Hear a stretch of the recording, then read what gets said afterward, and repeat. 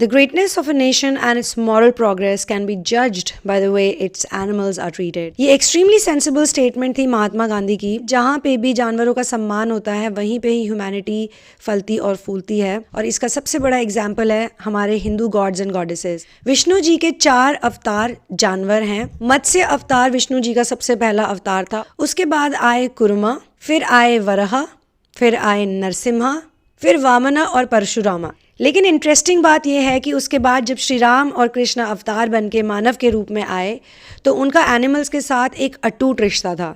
श्री राम की पूरी सेना जानवरों से भरी थी और ऐसा भी कहते हैं कि उन्हें जानवरों पे ज़्यादा भरोसा था क्योंकि जानवर प्रकृति के साथ रहते हैं और उनमें मटीरियलिज्म दूर दूर तक नहीं होता। कोई भी ऐसी चीज़ नहीं होती सांसारिक जो एनिमल्स को अट्रैक्ट करे। और श्री कृष्ण के लिए तो ये कहा जाता है कि वो अपनी गाय के लिए जब वो ग्वाला हुआ करते थे बंसी बजाते थे ताकि वो रिलैक्स रहे, हैप्पी रहे, पीसफुल रहे। पीकॉक्स, काफ्स और ऐसे बहुत से जानवर हैं जिनके साथ श्री कृष्ण की बहुत सी पेंटिंग्स और पोर्ट्रेट्स देखी जाती हैं। अब आप ये सोचिए कि भला भगवान को, एक गॉड एंड गॉडेस को या असेंडेड मास्टर को एक एनिमल कंपेनियन की क्यों जरूरत है, या फिर क्यों ऐसा कहते हैं कि जब वो एक से दूसरी जगह पे जाते थे तो अपने वाहन के साथ ही जाते थे। वाहन वो होता है जो आपको आगे बढ़ाता है, जो आपकी प्रोग्रेस करता है, जो आपका मित्र बनता है, जो आपका साथ देता है। और ऐसा भी कहा जाता है कि जो लोग जानवरों के साथ बहुत क्लोज होते हैं या कुदरत के साथ बहुत क्लोज होते हैं उनके अंदर डिवाइन एनर्जी यानी कि देविक एनर्जी, देविक ऊर्जा और लोगों से ज़्यादा होती है।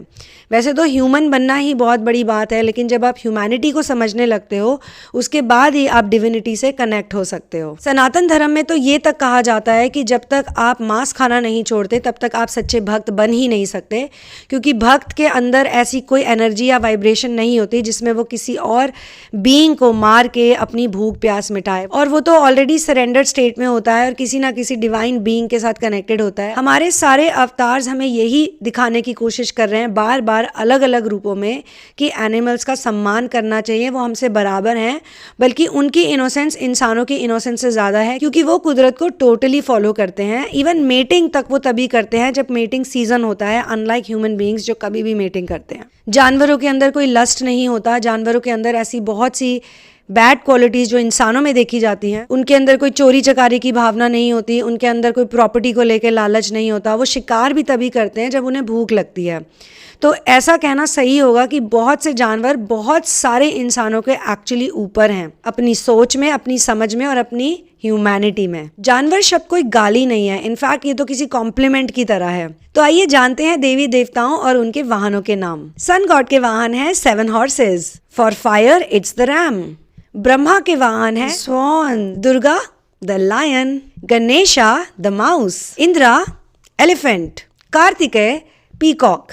लक्ष्मी के वाहन है क्यूट से दिखने वाले आउल, मेरे फेवरेट उल्लू। देवी सरस्वती की वाहन है उनके स्वॉन्स जिन्हें हम हिंदी में कहते हैं हंस। हंस वाहिनी वीणा वादिनी। शक्ति के बुल और शनि के क्रो।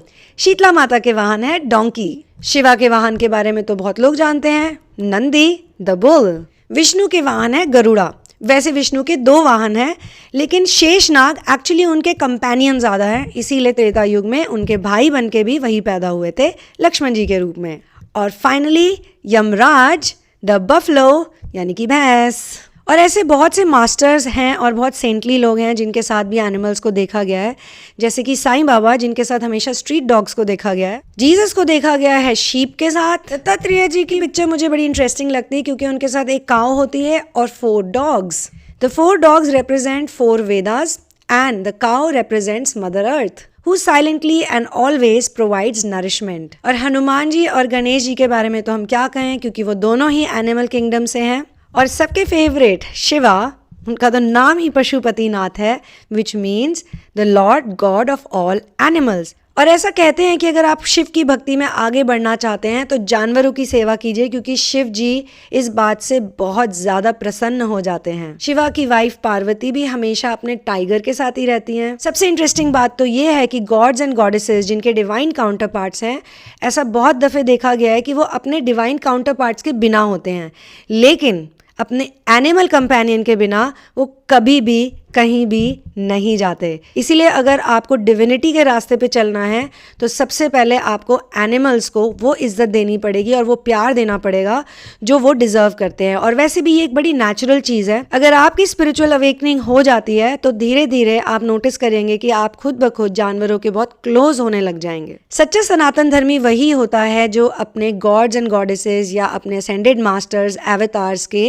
राह पे चले। और avatars, ascended masters and gods and goddesses हमें यही दिखाना चाहते हैं कि जानवरों की सेवा कीजिए, उनको प्यार कीजिए, वो बिल्कुल आपके जैसे ही हैं, वो इक्वल हैं। आप चाहे इसे सिंबॉलिज्म कहें या फिर आप इसे रियलिटी कहें, लेकिन गॉड्स एंड गॉडेसेस लोगों को यही दिखाना चाहते हैं कि हमें भी सबसे ज़्यादा प्यार इन्हीं से ही है। One love and peace out and जय श्री राम।